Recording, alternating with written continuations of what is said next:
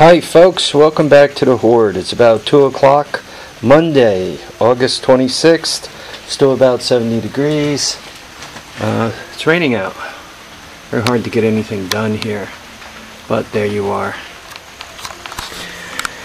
Okay, so about recycling plywood, I basically took up the 3 sheets that were over here and I reused them. And here we are. So, how long did this take to build? Well, we're looking at, look at these deer. I mean, they're just walking around. They don't even care. Look at this. They hear me talking. They don't care. They're just walking around. Yeah, I'm talking about you. I hope they're around during bow season. I have a friend that recycles deer. He turns them into kibasi. Where I live here, though, I'm in a very rural spot right here, completely rural. One only has to travel a short distance, and you're on some major highways, and then the deer roam out there, especially once the rut starts. And people find them with their cars, and it's not good for the deer, and it's not good for the cars, and it's not good for the people. Because the area has built up quite a bit, there's not a lot of hunting allowed. So I promote a certain amount of hunting on my property just to cull the herd, just to keep the herd reasonable. If not, once again, they're going to die anyway, but they're going to die of car. And then you could have humans die with them. So I'd rather see them die of arrow or slug, and then become somebody's dinner, and save the car and save the human. It's just much more humane that way. Anyway, enough of my philosophies. So here it is, 8x12. I just threw a tarp on it to try to keep the plywood a little bit dry. A couple of tarps, actually. How much did it cost? The cattle panels, they're like 22. Call them with tax, just for a number, 25 bucks each. So you got 75 bucks because there are 3 cattle panels. The pressure treated wood for the base was 91 bucks. I already had the plywood, but call the plywood and the pressure treated all together, including this guy, which is going to be the ridgepole. Call the wood all together 150. So 150 and 75 is 2 1/4, plus the tarp takes you to 250. Musty One sent me a comment that I think it's Tractor Supply has a 12 by 20 for $2.99. Well, that gives you this, and it gives you the tarp, but it does not give you the base. I wanted to put a base under this particular one. So, though, depending on what you're trying to do, that's not a bad thing. Just for what I'm trying to do, put a base underneath it. That wasn't gonna work for me. It's also for what I'm trying to do on the back of the house over there, and I borrowed my cattle panel from that to put this up. But I mean, let's say you were trying to put together a shelter that had to take some real snow load or something. My suggestion, I mean, right now this is just held right here. I just put a couple of screws into the shed and, you know, use that piece of wood to kind of hold it steady. And by the way, that really stabilizes it quite a lot.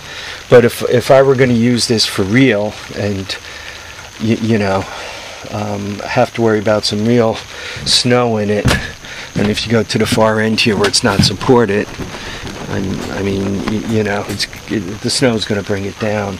So what I'm going to do is that 2x6 I'm going to run from the end here, then I'm going to box in for a door, and then this will be supported, and these will be supported here and here.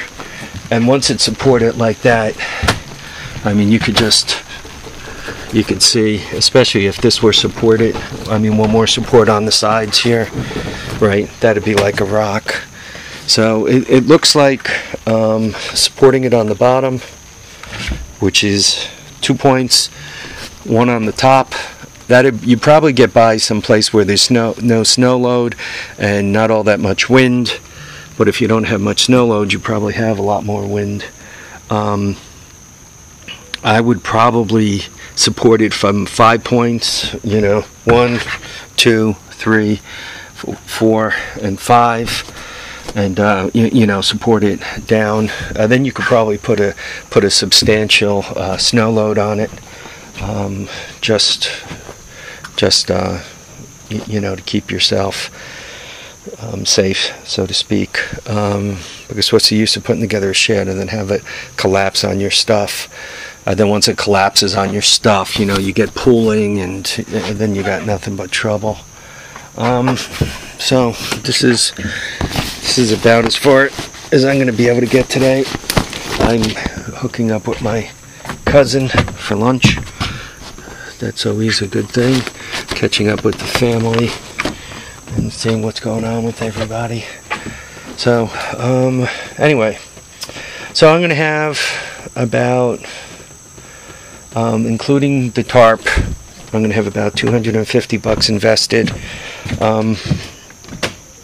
I have to attach this better down here, and I'm not sure if I'm going to be cheap about it and just go with a washer and a bolt and put them in anywhere the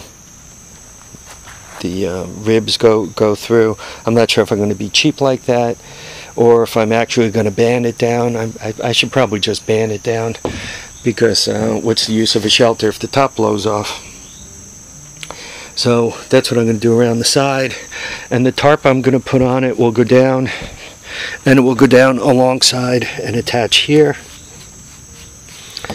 So the tarp will hold this down. The metal will also be bracketed down. So it should be, considering this is the loose end, it's really fairly stable. So there we are. Hopefully tomorrow you'll see it all finished. I want to get it done for tomorrow. For me, this is, I don't know, this is about 6 foot tall. By the way, to put the panels together, I just used wire, twisted it such that it's here to here to here to here, and then squeeze them together. That way it can't move like this, and it obviously can't spread. Also, do yourself a favor, bend those around in such a way that it doesn't cut the tarp, and it doesn't cut you if you walk by them. You don't need to bleed.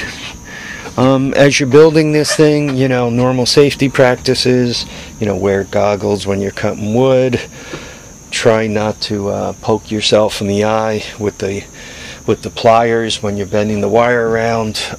Particularly, you should probably wear safety glasses. You really don't need to do anything dumb. I personally would also probably have somebody working with me. I normally don't. I work best alone. But, it's just a lot easier, especially playing with these cattle panels, if you have somebody helping you. If you don't have somebody helping you, they really dance around quite a lot. They really kind of fight you as you're trying to do things with them. And it's amazing as you're moving them around how you could grab the handlebar on a three-wheeler or grab a radio and pull it and knock it over, or, knock over piles of wood. It's just amazing how... excuse me as I'm swatting mosquitoes, how much of a pest they are to move. They really are a drag. My next load of these things, I have to pick up 4 of them. getting the three of them home. You say, oh, what's the big deal? These things, I had to stop 3 times and retie them because they bounce, they jerk, they dance. I mean, even if you think you got them secured well, they just fight you the whole way.